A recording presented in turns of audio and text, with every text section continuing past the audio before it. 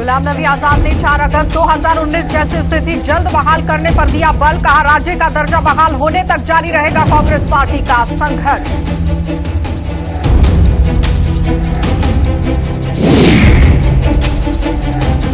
National conference ने जम्मू कश्मीर में विधानसभा चुनाव जीतने और अपना सीएम बनाने का किया दावा। उमर ने मौजूदा निजाम के कार्यप्रणाली पर लगाए गंभीर आरोप।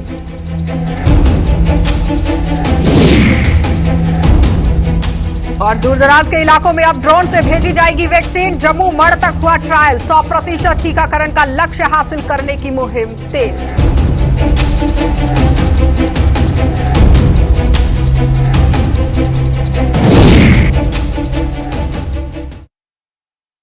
नमस्कार, बुलेटिन में आपके साथ आशा सरवाल। चलिए शुरुआत करते हैं बुलेटिन की। सबसे पहले बात करेंगे गुलाम नबी आजाद को लेकर। मिशन कश्मीर पर निकले हुए पूर्व मुख्यमंत्री गुलाम नबी आजाद ने कहा कि जम्मू कश्मीर को राज्य का दर्जा वापस मिलने तक कांग्रेस पार्टी की जद्दोजहद जारी रहेगी और ये पूरी तरह से अपना संघर्ष यहां पर जारी रखेंगे। ये ऐलान उन्होंने आज अनंतनाग में आयोजित एक जनसभा को संबोधित करते हुए कही। आजाद ने कहा कि जब तक यहां 4 अगस्त 2019 जैसी स्थिति बहाल नहीं की जाएगी, कांग्रेस पार्टी का संघर्ष जारी रहेगा। आजाद ने जम्मू कश्मीर में विधानसभा चुनावों और विधानमंडल का जिक्र भी अपने संबोधन में किया। इस लाचारी के खिलाफ, इस परेशानी के खिलाफ, इस गोली बंदूक के डर के खिलाफ जद्दोजहद जारी रहेगा। लिहाजा हमारी जद्दोजहद जारी रहेगी जब तक हमें स्टेटहुड वापस नहीं आती। जैसे 4 अगस्त 2019 तक थी, जैसी स्टेट 2019 के 4 अगस्त तक थी, वैसी स्टेट हमको वापस आनी है और वैसी ही असेंबली, ये यूटी वाली असेंबली नहीं, जम्मू कश्मीर की असेंबली, जब तक वो वापस नहीं आते, इलेक्शन नहीं आते, स्टेटहुड नहीं आते, हमारी जद्दोजहद बराबर कायम रहेगी।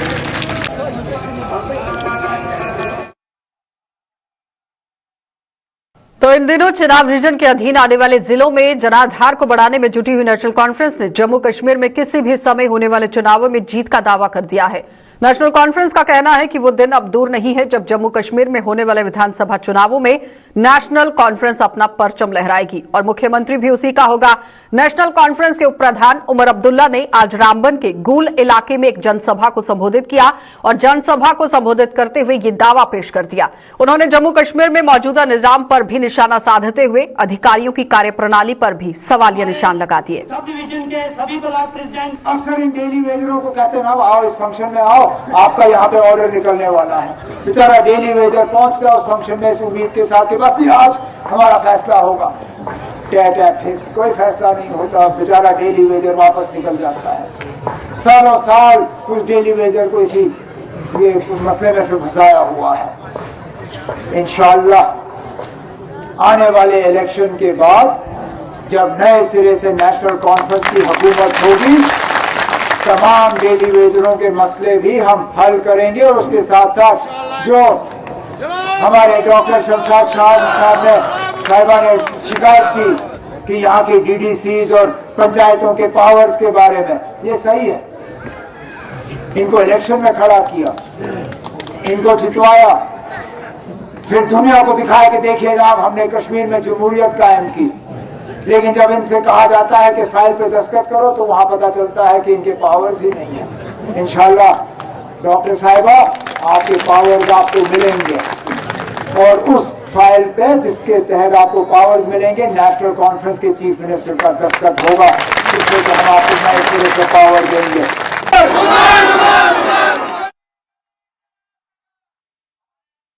तो जम्मू कश्मीर और केंद्र शासित प्रदेश लद्दाख के दूरदराज के क्षेत्रों में कोविड वैक्सीन सहित अन्य वैक्सीन पहुंचाने के लिए अब ड्रोन को यहां पर इस्तेमाल में लाया जाएगा, इसका सहारा लिया जाएगा। आज पीएमओ में राज्य मंत्री डॉक्टर जितेंद्र सिंह के समक्ष इसका ट्रायल भी किया गया और इससे आने वाले दिनों में दूरदराज के क्षेत्रों में वैक्सीन व अन्य दवाइयां पहुंचाने में भी आसानी हो सकती है। ये ट्रायल आज इंस्टीट्यूट ऑफ इंटीग्रेटेड मेडिसिन यानी कि IIM में पूरी तरह से किया गया और जम्मू कार्यालय से लेकर मड़ तक इसका ट्रायल हुआ है। इस ड्रोन के 20 किलोमीटर और 500 मीटर की ऊंचाई तक उड़ने की क्षमता है और ये 10 किलोग्राम तक का वजन उठा सकता है और ये पहली बार हो रहा है कि दूरदराज के क्षेत्रों तक वैक्सीन पहुंचाने के लिए ड्रोन का इस्तेमाल किया जाएगा। इस मौके पर डॉक्टर जितेंद्र सिंह ने पाकिस्तान फजीहत करते हुए बताया कि उसकी तरफ से आने वाले ड्रोन में मौत का सामान और इस ओर पहुंचाया जाता है, जबकि भारत देश का ये ड्रोन संजीवनी बूटी लेकर जाएगा और 100% वैक्सीन का लक्ष्य हासिल किया जा सके, इसके लिए ये काम होता हुआ नजर आया। यही अंतर है भारत और दूसरे देशों में, जबकि दूसरे ड्रोन में जो सीमा पार से आता है उसमें विस्फोटक सामग्री होती है। मानव जाति का सर्वनाश करने के लिए, आतंक को बढ़ावा देने के लिए हमारे ड्रोन में संजीवनी बूटी जीवन दान के लिए, और यही भारत का सदा संदेश रहा है। मोदी जी के नेतृत्व में, उनकी प्रेरणा से, साइंस टेक्नोलॉजी मंत्रालय की ओर से ये योगदान करते हुए हम गर्वान्वित भी महसूस कर रहे हैं और साथ ही साथ ये प्रमाणित करने का भी प्रयास कर रहे हैं कि हमारी साइंस की जितने भी प्रयोग है, जितना भी शोध है, वो मानव जीवन को सरल बनाने के लिए, उसके जीवन में शांति और सुख भरने के लिए काम आए। इसमें वो सारी मापदंड का पालन किया जाता है। ATC से अनुमति भी ली जाती है और बाकी जैसा आपने कहा सुरक्षा संबंधी नियमों का पालन करना स्वाभाविक है। तो जम्मू कश्मीर के पूर्व वित्त मंत्री और पूर्व सांसद स्वर्गीय गिरधारी लाल डोगरा की 34वीं पुण्यतिथि पर गिरधारी लाल डोगरा मेमोरियल ट्रस्ट की ओर से आज श्रद्धांजलि कार्यक्रम का आयोजन किया गया और जम्मू के गिरधारी लाल डोगरा चौक में आयोजित इस कार्यक्रम में जम्मू कश्मीर के उपराज्यपाल मनोज सिन्हा समेत कई गणमान्य लोगों ने भी शिरकत की और उनकी तस्वीर पर फूल मालाएं अर्पित कर उन्हें श्रद्धांजलि दी। जम्मू कश्मीर की सियासत में गिरधारी लाल डोगरा उन चंद नेताओं में शामिल हैं जिन्हें हर राजनीतिक पार्टी से सम्मान मिला है और उनके प्रति जनता के प्रेम का भी अंदाजा इसी बात से लगाया जा सकता है कि अपने सियासी जीवन में वे कभी कोई चुनाव नहीं हारे। और इस मौके पर उन्हें याद करते हुए ट्रस्ट के सदस्यों ने कहा कि स्वर्गीय गिरधारी लाल डोगरा भले ही आज हमारे बीच नहीं है, लेकिन फिर भी लोग उनके द्वारा लंबे राजनीतिक कार्यकाल में किए गए उल्लेखनीय कामों को भी यहां याद करते हैं और जम्मू कश्मीर सरकार में वित्त मंत्री और सांसद रहते हुए उन्होंने जम्मू कश्मीर के विकास के लिए भी काफी कुछ किया। राजनीतिक जीवन में आए, अपने अंतिम दिन तक वो विधानसभा लोकसभा के सदस्य रहे, 28 साल के लगभग वो मंत्री रहे, केंद्रीय मंत्री, यहाँ स्टेट में मिनिस्टर रहे और भी बहुत पदों पर। लेकिन सबसे बड़ी बात ये थी कि वो अपने आप को जनता के साथ एक अपने जैसा ही बराबर मानते थे। ईमानदारी और सार्वजनिक जीवन, राजनीतिक जीवन में उनकी जो उच्चतम मापदंड हो सकते हैं उन्होंने जीवन में स्थापित किए और ये वो जो जम्मू का आज आप देख रहे हैं डेवलपमेंट, इसमें उनका बहुत बड़ा जम्मू कश्मीर के डेवलपमेंट में, प्लानिंग में, यहाँ तक के माइक्रो बैंकिंग और ये JNK बैंक वगैरह सब उन लोगों ने ही अपने ज़माने में आके सब चीज़ों को जो आज आप देख पा रहे हैं, इसका जो नींव है उन लोगों ने रखी। दूसरी ओर कांग्रेस की कठुआ इकाई ने भी आज स्वर्गीय गिरधारी लाल डोगरा की पुण्यतिथि पर उन्हें भावनीय श्रद्धांजलि अर्पित की। कांग्रेसियों ने स्वर्गीय डोगरा द्वारा देश और जम्मू कश्मीर की राजनीति में दिए गए योगदान को भी यहां याद किया। जब तक सूरज चांद रहेगा, लाल डोगरा जी का नाम रहेगा। वीर ने एक बड़ा नायाब हीरा खोया अपना, स्वर्गीय गिरधारी लाल डोगरा जी, जिन्हें एक कांग्रेस से एक बड़ा लंबा चौड़ा जिंदा इतिहास है, बड़ी चौड़ी लंबी पारी उन्हें खेली और उसके बाद सारे को बड़ा ना सारे इस रियासत च अगर सियासत आने चलिया इस वर्गीय गिरधारी लाल डोगरा जी का रहा। 3 दशक तक वो फाइनांस मिनिस्टर रहे, मेंबर पार्लियामेंट रहे और जिन्हें बारी भी जीवन चुने चुनाव लड़िया वो कभी चुनाव नहीं हारे। उनकी जी काम काज करने का तरीका अज भी लोक गाथाएं के तरीके से पूरे इलाके, पूरे जम्मू रीजन, पूरे कश्मीर रीजन से मशहूर है। उत्तरी कश्मीर के बांडीपुरा जिले की सुंबल पुलिस ने आज सराफ की दुकान पर यहां हुई चोरी के मामले को सुलझा लिया है और पुलिस ने इस वारदात में शामिल लोगों सहित चारों के गहने खरीदने वाले शख्स सहित 4 लोगों को गिरफ्तार कर लिया है। एक आरोपी अभी भी फरार है, जिसकी तलाश के लिए पुलिस छापेमारी कर रही है और पुलिस ने चोरी के करीब 9 लाख रुपए की कीमत के गहने सहित एक गाड़ी बरामद कर ली है।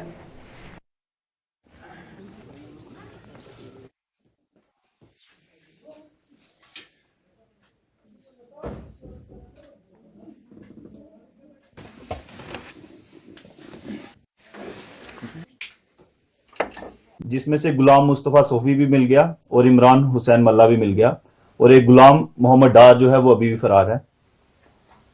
इन सभी से पूछताछ के दौरान इस सोने की रिकवरी के लिए भी हमने पूछा कि ये आपने कहां पे बेचा। ये जो सोना है इन्होंने आके गोल्डन गैलरी नाम की एक गोल्ड ऑर्नामेंट्स की दुकान है जो वसीम आरिक राथर की है, जो कि कनीहामा मगाम में है। उसके बाद हमारी टीम्स ने उस जगह पे जाके वहां पे उस दुकान से वो सोना बरामद किया। तो इस केस में फिलहाल हमने 3 लोगों को पहले अरेस्ट किया जो चोर थे। उसके बाद जो दुकान का मालिक है जहां पे इन्होंने चोरी का माल बेचा था उसको भी अरेस्ट किया है। इस केस में जो गाड़ी यूज हुई है उस गाड़ी को भी हमने प्रॉपर्ली सीज किया और उस गाड़ी से वो इंस्ट्रूमेंट जो दुकान तोड़ने के काम आते हैं वो भी बरामद किए हैं। में अराउंड कोई 8 to 9 lakhs की जो गोल्ड है उसकी रिकवरी की गई है। अभी गुलाम मोहम्मद डार जो है ये अभी फरार है। इसको भी ढूंढने के लिए अलग अलग जगह पे टीम छापेमारी चल रही है। जहां भी हमें मिलेगा हम।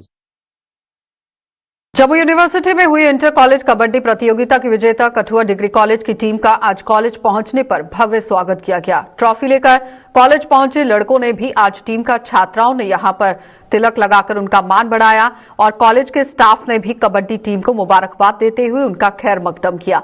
कठुआ डिग्री कॉलेज ने ये ट्रॉफी 2 सालों के बाद अपने नाम की है।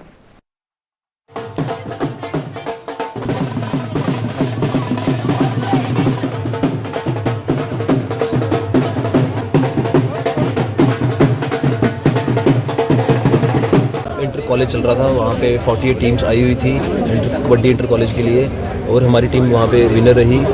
4 दिन का ये प्रोग्राम था, 4 दिन तो मैचेस चले 4 दिन और 5-6 मैचों के बाद बड़ी मुश्किल के बाद हम फाइनल में सेमीफाइनल पहुंचे। उसके बाद फाइनल और आफ्टर ऑल लास्ट में हम ट्रॉफी जीत गए। तो और डिफिकल्टीज बढ़ती जा रही थी। क्वार्टर फाइनल जैसे पहुंचे तो वो थोड़ा डिफिकल्ट मैच हुआ, फिर देन उसके बाद सेमीफाइनल वो भी थोड़ा वो जब फाइनल हुआ तो वो भी थोड़ा डिफिकल्ट हुआ, लेकिन फिर भी हम बड़ी ईजिली जीत गए हम सारे मैच। तो अखनूर में जियो पोता घाट के आसपास यहां पर मोबाइल शौचालय में आज आग लगने से अफरा तफरी मच गई और ये आग लगते ही लोगों ने दमकल विभाग को सूचित किया, जिसने मौके पर पहुंचकर आग पर काबू पा लिया। लेकिन तब तक ये मोबाइल शौचालय पूरी तरह से जलकर राख हो चुका था। आग की चपेट में आकर मोबाइल शौचालय के ऊपर से यहां गुजर रही बिजली की तारें भी जल गई हैं और बताया जा रहा है कि मोबाइल शौचालय के आसपास सफाई कर्मचारी भी रोजाना यहां कूड़ा डंप करने पहुंचते हैं और इस कूड़े में लगी हुई आग जो है एक बहुत बड़ा घटना जो है वो यहाँ पर पेश होती हुई नजर आई। कहने का तात्पर्य यह है कि ये कूड़े की वजह से यहाँ पर आग जो है वो लगी है, लेकिन इस पर ध्यान देने की काफी जरूरत है। दुकान के सामने जो गाड़ी लगी है कम से कम भी 1.5 साल 2 साल हो गए। वो इधर कचरा फेंका होता है, और किसी ने कचरे को वहाँ लगाई हुई या बीड़ी के साथ या किसी ऐसा होता है तो उसी साथ इसमें टैंकी में पानी की उसको वहाँ लगे तो तारे गिर गई है, देख रहे हैं आप, तारे गिर गई। फायर ब्रिगेड भी आ गए तो उन्होंने बड़ी मुश्किल से संभाल दिया, बड़ा हादसा होने से बचा दिया। और क्या तो जम्मू के वार्ड नंबर 11 की पार्षद अनीता शर्मा ने पुरानी मंडी सहित हनुमान मंदिर के पास बने हुए पार्क में होने वाले कुछ विकास कार्यों की शुरुआत करवाई और इन विकास कार्यों के तहत इस पार्क में ग्रेनाइट लगवाया जा रहा है, जिस पर 10 लाख रुपए खर्च किए जाएंगे। उन्होंने बताया कि स्थानीय लोग पिछले काफी समय से ये मांग कर रहे थे, जिसे आज यहां पूरा कर दिया गया। हनुमान दा मंदिर दे अगे जेका पार्क है मैं उत्थे ग्रेनाइट लगवाया है, सारे दी डिमांड ही जी उसे दी तर्ज उपर जेका ये भी पार्क दा ग्रेनाइट लगवाया जाए। अज मैं जेड़ा भी साढ़े ऐसे पार्क दा ऐसे पैसा आया मैं इस पार्क दा रखवाए दा मैं चाहनी हाँ कि मेरा जेका वार्ड है एक सुंदर पार्क, क्योंकि ये एक कमर्शियल हब है, दुकानदार जेड़े भी लोग आंदे दुकान वो इत्थे पार्क विच बैठन। तो जम्मू कश्मीर प्रदेश कांग्रेस ने जम्मू कश्मीर में कोविड से मरने वालों के परिवारों को 4-4 लाख रुपए मुआवजा देने की मांग कर दी है। प्रदेश कांग्रेस ने कोरोना से हुई मौतों का असल आंकड़ा भी अभी तक आवाम के सामने न रखे जाने पर केंद्र सरकार की निंदा की और जम्मू में आज एक प्रेस कॉन्फ्रेंस के दौरान पीसीसी अध्यक्ष गुलाम अहमद मीर ने कांग्रेस हाईकमान से सुझाव का हवाला देते हुए उस पर गौर करने की अपील की। मीर ने कहा कि इस मांग को लेकर प्रदेश कांग्रेस जल्द ही उपराज्यपाल को एक ज्ञापन भी सौंपने वाली है। तो हमारी आज की डिमांड आपके माध्यम से हमारे प्रदेश जम्मू कश्मीर, चाहे यूटी कहो, जबान से तो भी प्रदेश ही निकलता है, जम्मू कश्मीर के लेफ्टिनेंट गवर्नर से हम सब लोगों की तरफ से कांग्रेस पार्टी की सी ये डिमांड है जो राहुल गांधी जी ने एक सुझाव सामने रखा है, उस सुझाव पर जम्मू कश्मीर की एडमिनिस्ट्रेशन को भी अमल करना चाहिए। अब चूंकि यहाँ हमारी सरकार नहीं है, हम नहीं कह सकते कि 1 लाख रुपए हम देंगे, तो ये तो साझा सरकार है, ये तो गवर्नर राज है, यहाँ तो न किसी पार्टी का राज है तो न किसी का नहीं है। तो ऐसे में हमारी जोरदार डिमांड है कि जम्मू कश्मीर में जिनकी कोविड-19 के जरिए डेथ हुई, उसकी वजह डेथ हुई, अस्पतालों में हुई, रास्ते में हुई, स्टेट से बाहर हुई, स्टेट के अंदर हुई, घर में हुई, जिस किसी को भी इस जात में आकर की डेथ हुई उनके लिए हमारी पुरजोर डिमांड है कि उनको कंपनसेशन मिलना चाहिए। प्रदेश कांग्रेस की कमेटी की तरफ से हम बाज़ाब्ता एक मेमोरेंडम भी, एक खत भी इस डिमांड को लेकर एलजी साहब, मनोज सिन्हा साहब को लिख भी रहे हैं, आज ही लिख रहे हैं, क्योंकि ये पूरा देश में आज और कल तमाम प्रदेशों में इस तरह की डिमांड कांग्रेस पार्टी की तरफ से है, क्योंकि हमने पहले उसमें ऑफर किया, जो राहुल गांधी जी ने इसमें जो सुझाव दिया, कांग्रेस पार्टी के सरकारों ने और कांग्रेस पार्टी के कोलिशन वाले स्टेटों में हम लोगों ने फैसला कर दिया और मरकजी सरकार को लिख भी दिया कि हम वो राहुल गांधी जी के सुझाव के मुताबिक 1-1 लाख रुपए कंट्रीब्यूट करने के लिए तैयार है। स्मार्ट सिटी जम्मू की स्मार्टनेस में और इजाफा करने के लिए उठाए जा रहे कदमों में मीट विक्रेता मखमल में यहां टाट का पैबंद साबित हो रहे हैं और ऐसे दुकानदारों को सबक सिखाने के लिए आज फूड सेफ्टी डिपार्टमेंट और जम्मू नगर निगम ने एक संयुक्त अभियान चलाकर ऐसी दुकानों को सील करने की मुहिम शुरू कर दी जो नियम कानूनों का पालन नहीं कर रहे हैं। फूड सेफ्टी और निगम की टीम ने आज गंग्याल में अभियान चलाकर दुकानदारों को स्वच्छता के साथ साथ नियम कानूनों का पाठ पढ़ाया और दुकानों के बाहर से अतिक्रमण को भी हटवा दिया। इनको बड़ी बार समझाया भी है कि आप अपना काला शीशा रखें, जो कटा हुआ मीट है उसको टांगना नहीं होता है, और बाहर केजीज फुटपाथ पे वो नहीं रखने हैं, लाइव बर्ड्स को बाहर नहीं रखना है, और जो उनका एक्सक्रीटा वगैरह होता है, ये देखो ना आप फुटपाथ पे कितना गंद पड़ा है। तो आज ये जो है कंक्रीट जो हमने डिसीजन लिया है कि कुछ दुकानें जो एज़ पर एक्ट नहीं पाई जाएंगी उनको हम सीज भी करेंगे, और सिर्फ गंग्याल में ही नहीं, ये पूरी जो ड्राइव है आने वाले हफ्तों में आप देखेंगे कि पूरी सिटी में भी होंगी, क्योंकि सिंस जम्मू है बिकम में स्मार्ट सिटी और इस पे स्मार्ट सिटी पे काफ़ी ज़ोरों शोरों से काम चल रहा है, और वैसे भी जो एक्ट का जो फूड सेफ्टी का नॉर्म्स हैं उनके प्रोविज़न में जो काम नहीं करेंगे अब स्ट्रिक्ट एक्शन लिया जाएगा। ऐसे ड्राइव कंडक्ट किए हैं और इनको वार्निंग भी दी है, फाइन भी इम्पोज किया है कि अगर आपने ये काम करना है, ये देखिए शहर का एक मेन एंट्री पॉइंट है, तो यहाँ आपको एक दायरे के तहत जो रेगुलेशंस हैं, रूल्स हैं, उनके तहत काम करना पड़ेगा। जो है मीट ओपनली हैंग नहीं करना है, आपके जो चिकन है, जैसे इन्होंने देखे बाहर केजेस, ये एक फुटपाथ है इसको कवर किया हुआ है, अनहाइजीनिक कंडीशंस मेंटेन की हुई हैं, तो इसके लिए आज हम ये जॉइंट ड्राइव कर रहे हैं और जो लोग डिफॉल्टर हैं उनको फाइन किया जाएगा। तो भारतीय जनता पार्टी भले ही विधानसभा चुनावों में 50 से ज्यादा सीटें जीतने का दावा कर रही है, लेकिन सच्चाई ये है कि पार्टी में अब अंदरूनी कलह सामने आने को पूरी तरह से देखने को मिल रही है और सामने आ चुकी है, क्योंकि अब यहां अपने ही इनके रूठने शुरू हो गए हैं। करीब 40 साल भाजपा के कमल को थाम कर रखने वाले पार्टी के वरिष्ठ नेता अरुण कुमार छिब्बर ने इससे अपनी राहें जुदा कर ली हैं। प्रदेश भाजपा के स्टेट पब्लिसिटी सेक्रेटरी के ओहदे पर यहां ये पहुंचे और इस ओहदे तक पहुंचने वाले छिब्बर ने आज एक प्रेस कॉन्फ्रेंस के दौरान भाजपा की प्राथमिकता सदस्यता से इस्तीफा देने का ऐलान कर दिया। उन्होंने भाजपा पर उन्हें अब नजरअंदाज करने का आरोप लगाते हुए बताया कि ऐसे माहौल में अब वे भाजपा के साथ नहीं रह सकते। मैं भारतीय जनता पार्टी के साथ 1980 से एसोसिएट हूं।